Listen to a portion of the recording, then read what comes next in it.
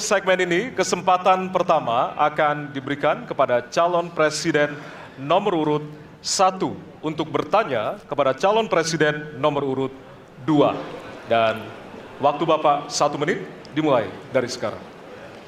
Terima kasih. Pada tanggal 25, Pak Prabowo mendaftar ke KPU sebagai pasangan calon presiden, calon wakil presiden. Sesudah keputusan MK. Dan kemudian di MK dibentuk MK yang hasilnya mengatakan bahwa terjadi pelanggaran etika berat yang menyebabkan keputusan yang dibuat oleh MK secara etika bermasalah. Kemudian Bapak punya waktu sampai dengan tanggal 13 November. Karena di situ adalah waktu terakhir untuk mengambil keputusan bila ada perubahan. Sesudah Bapak mendengar bahwa ternyata pencalonan persyaratannya bermasalah secara etika, pertanyaan saya, apa perasaan Bapak ketika mendengar bahwa ada pelanggaran etika di situ? Baik, waktunya habis. Kami berikan kesempatan kepada calon presiden nomor urut 2 untuk menjawab selama 2 menit. Waktunya dimulai dari sekarang. Jadi Mas Anies ya memang suatu perkembangan politik itu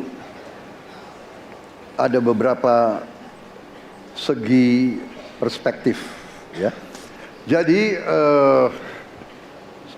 tim saya, para pakar hukum yang mendampingi saya menyampaikan bahwa dari segi hukum tidak ada masalah.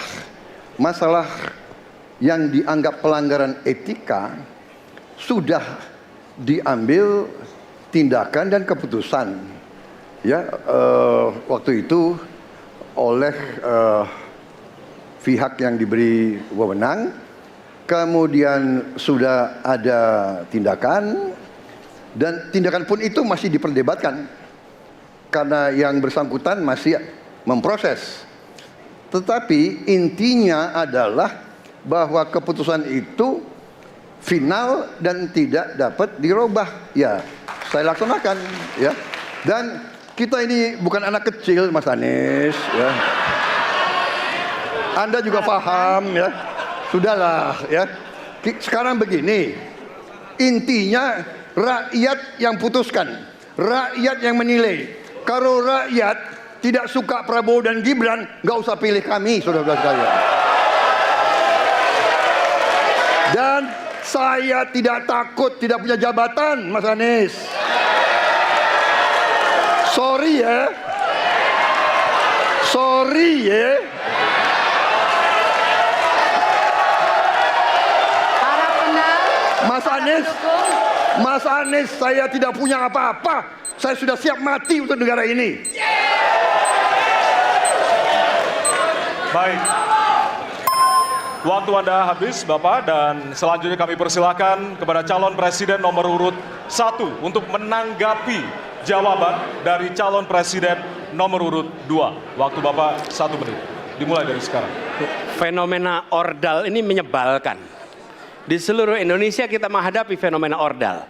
Mau ikut kesebelasan ada ordalnya, mau masuk jadi guru ordal, mau daftar sekolah ada ordal, mau dapat tiket untuk konser ada ordal di mana-mana yang membuat meritokratik nggak berjalan, yang membuat etika luntur. Dan ketika fenomena ordal itu bukan hanya di masyarakat, tapi di proses yang paling puncak terjadi ordal, maka rakyat kebanyakan, dan ini saya rasakan beberapa waktu yang lalu, beberapa orang guru berjumpa dengan saya dan mereka mengatakan, Pak, di tempat kami pengangkatan guru-guru itu mendasarkan ordal. Kalau tidak ada ordal, nggak bisa jadi guru, nggak bisa diangkat. Lalu apa jawabannya? Atasan saya bilang, wong yang di Jakarta aja pakai ordal, kenapa kita di bawah tidak boleh pakai ordal? Negeri ini rusak apabila tatanan Waktunya itu hilang. Habis. Ya. Sekarang kami berikan kesempatan kepada calon presiden nomor urut 2 untuk menanggapi tanggapan dari calon presiden nomor urut 1. Waktunya 1 menit dari sekarang. Mas Anies. Dalam demokrasi, kekuasaan tertinggi ada di rakyat. Hakim yang tertinggi adalah rakyat. Tanggal 14 Februari, rakyat yang akan mengambil keputusan. Kalau kami tidak benar, salah, berkhianat, rakyat yang akan menghukum kami. Waktu masih ada, Bapak? Sudah cukup? Baik, terima kasih. Harap tenang hadirin, kita akan lanjutkan. Ya, kita akan lanjutkan. Dan untuk kesempatan ini kami berikan kepada calon presiden nomor urut 2 untuk bertanya kepada calon presiden nomor urut 3. Dan waktu Bapak 1 menit dimulai dari sekarang. Mas Ganjar punya pengalaman sebagai gubernur. Saya ingin bertanya, bagaimana pemikiran Bapak untuk mengatasi pengangguran yang masih banyak, terutama lulusan-lulusan sekolah dan sarjana yang belum tertampung. Mungkin pengalaman Bapak bisa Bapak memberi suatu pencerahan kepada kami. Terima kasih. Waktunya masih ada, Bapak ada yang ingin ditambahkan? Baik, cukup. Oke. Selanjutnya kami berikan kesempatan kepada calon presiden nomor urut 3 untuk menjawab selama 2 menit. Waktunya dimulai dari sekarang. Terima kasih Pak Prabowo. Isu ini sangat kontekstual dan saya kira dari pertanyaan masyarakat begitu sulitnya mendapatkan pekerjaan. Ada beberapa poin Pak. Yang pertama adalah membuka ruang investasi yang cukup besar dengan cara memastikan penegakan hukumnya bisa berjalan baik, kepastian hukumnya berjalan dengan baik, transparan, akuntabel, mudah, murah, cepat dalam sebuah layanan. Tanpa itu dilakukan, mereka akan minggat dan mereka akan pergi, tidak mau datang. Yang kedua, ketika mereka datang, sudah masuk berinvestasi katakan, pusat-pusat pertumbuhan sudah diberikan kepada mereka oleh pemerintah dengan fasilitasi kawasan industri umpama, insentif pajak umpama, kemudahan perizinan, ease of doing business umpama, maka ketika kemudian itu sudah berjalan, Pak, yang mesti disiapkan adalah SDM. Ketangguhan SDM untuk menjemput itulah yang kita siapkan. Apa itu? Sekolah vokasi, nggak ada yang lain. Dan kemudian SDM inilah yang kita bisa pastikan bahwa mereka sampai dengan 12 tahun mesti sekolah dan gratis. Inilah yang kemudian bisa kita dorong untuk kemudian mereka bisa naik. Ada juga tindakan afirmasi sekaligus untuk menurunkan kemiskinan adalah setiap satu keluarga miskin kita kasih kesempatan satu anaknya sampai ke perguruan tinggi. Karena itulah yang akan membongkar dan kemudian memberikan ruang pekerjaan yang jauh lebih banyak kepada mereka. Maka peran-peran inilah yang mesti kita dorong. Kawasan industri Kendal sudah bekerja sama dengan 100-an lebih sekolah vokasi. Kawasan industri di Batang sedang kita siapkan, bahkan kita bangunkan sekolah. Kerjasama antara pusat, provinsi, kabupaten menjadi begitu penting untuk memfasilitasi itu. Dan kemudian tugas kita mensosialisasikan untuk mereka bisa terlibat di dalamnya. Baik. Ya, waktu Anda habis Bapak dan kami persilakan kepada calon presiden nomor urut 2 untuk menanggapi jawaban dari calon presiden nomor urut 3. Waktu Bapak 1 menit. Saya senang mendengar jawaban itu.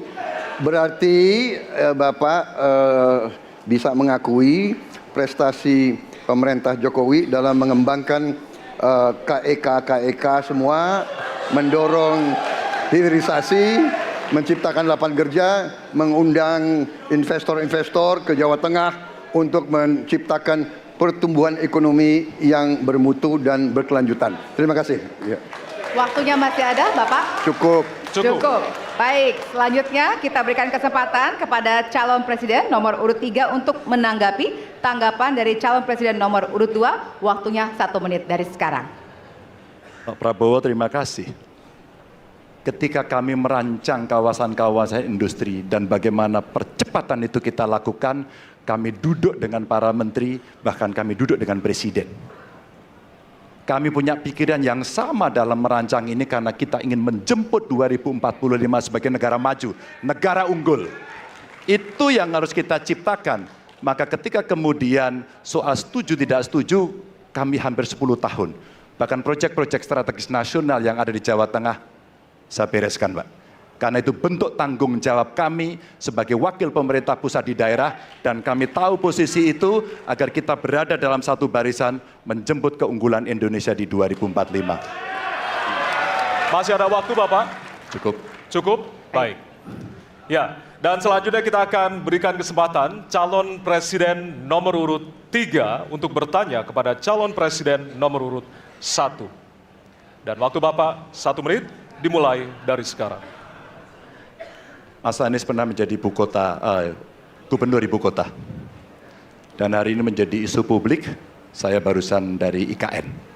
Mas Anies, dengan berbagai kondisi yang ada di Jakarta, traffic jam, orang bermigrasi, bagaimana polusi yang terjadi, saya pengen dapat statement yang clear dari Mas Anies.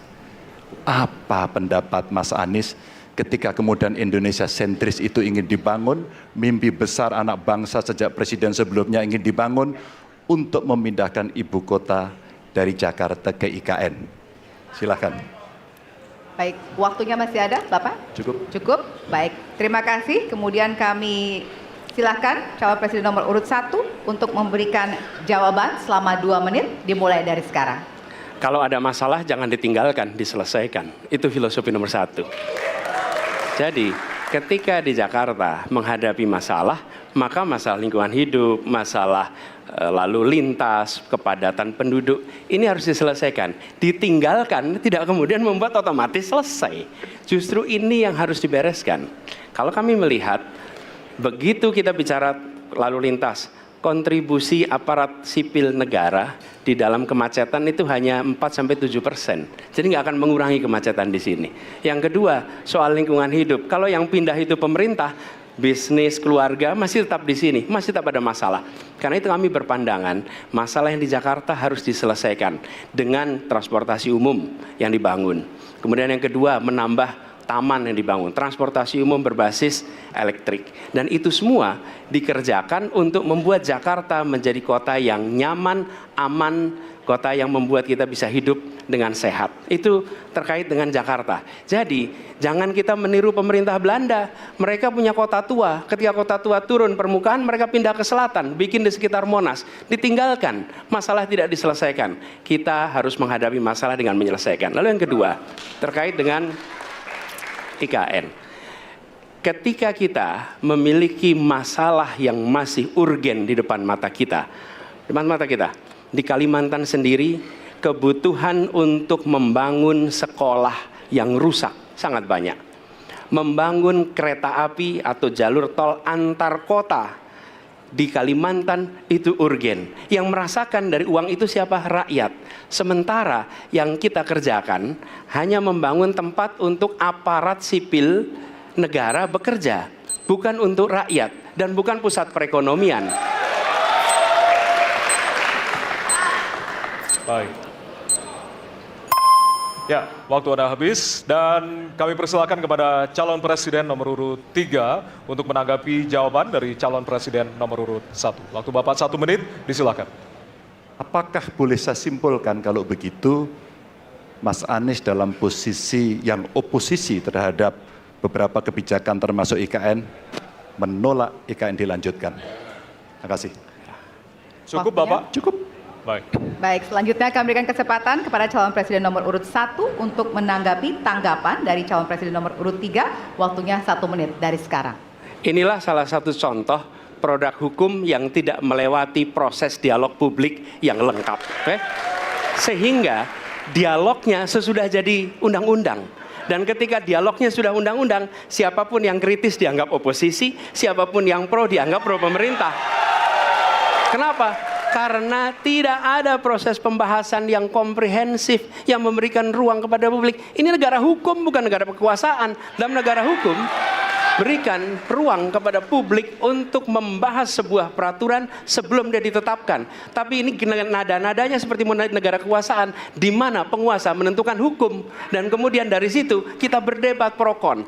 Kami melihat ada kebutuhan-kebutuhan urgen yang dibangun untuk rakyat.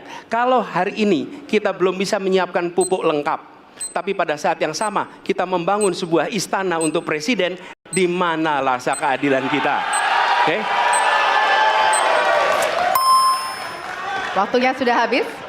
Ya, dan kami masih ada satu segmen lagi. Untuk itu kami persilakan kepada bapak-bapak untuk kembali ke tempat duduk masing-masing.